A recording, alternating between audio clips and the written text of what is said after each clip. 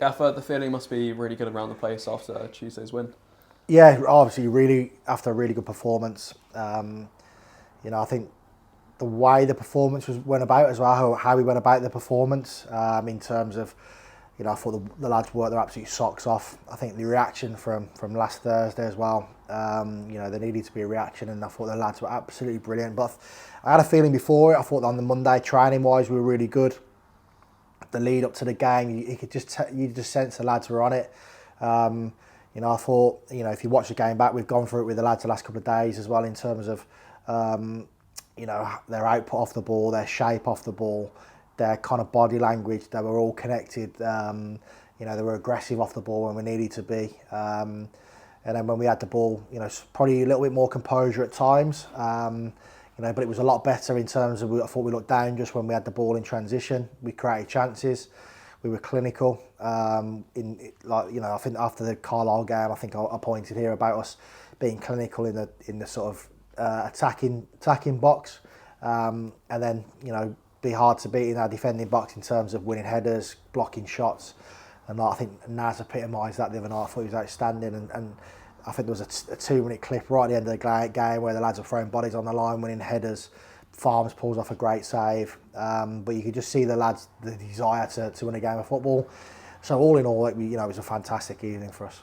Obviously, a great performance, a great result. How important is it to not let that be a one-off and to build on that? Yeah, absolutely. And I think because of where like the club's been this season, or where we have been in the league, it just seems sort of when we win a game, you're right up here. When you lose a game, you're literally lower than a snake's belly kind of thing. So I think it's really good for us to kind of be more objective and more sort of plateau. We'll stay the same. The messaging stays the same.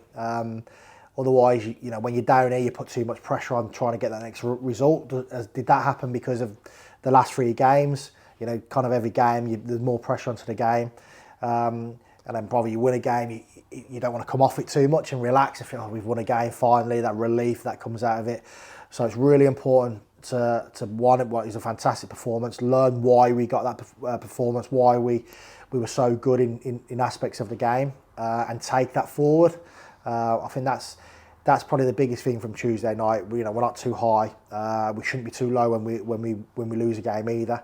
We have to continue to have that consistency, and the messaging is the same. The performance levels are the same.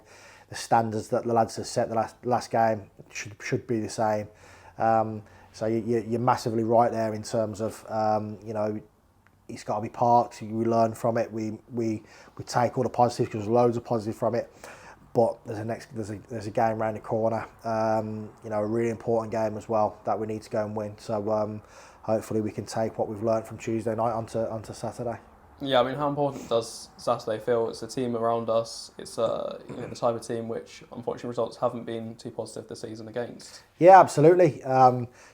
I think I said on Monday morning to the staff and to the players, these 3 games are really important. That was the Notts County game included, because even though we've come off the back of three defeats, I still felt we can go there and win. I believe we can do that in every game. And obviously these 2 games there, Accrington and Morecambe away, I thought this was a big 10 days for us. We've passed the first test, but too many times we've won one and then we've lost a couple, or we've lost the next one. So it's really important like I said, we stay level, and we concentrate solely on Saturday. It's a big game at home in front of our home supporters, one that we're really looking forward to. Watch them play. I went and watched them last week. They're dangerous. They can hurt you. They don't concede many goals. They slow the game down. They're really good pressers of the ball. So there's a lot to be wary of. Same as it was on Tuesday night. So we know it's a big game, and we have to turn up with the same attitude and mentality that we did on Tuesday.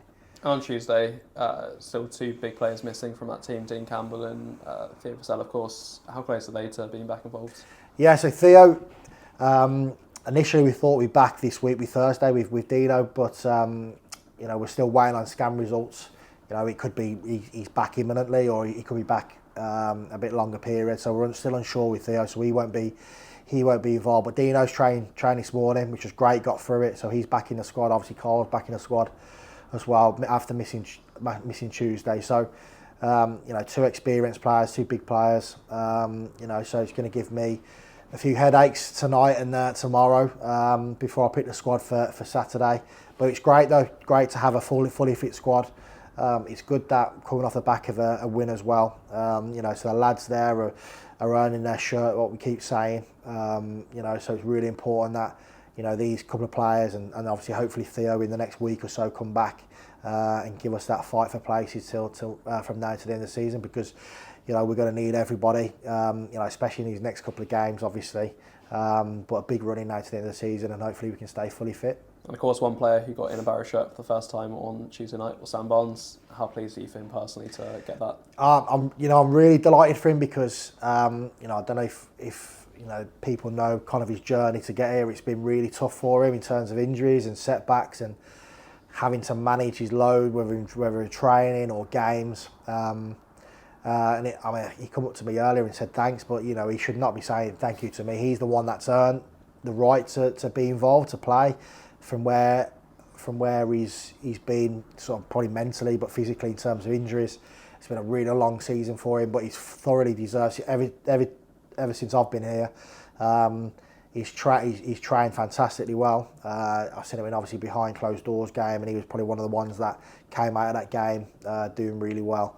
So he deserved his chance more than anyone. He doesn't have to say thanks to anyone. If anyone, should be saying thanks to obviously the medical staff who look after him, who've looked after him, throughout this season and got him into a point now where, he can start playing some games for the first team, which is great.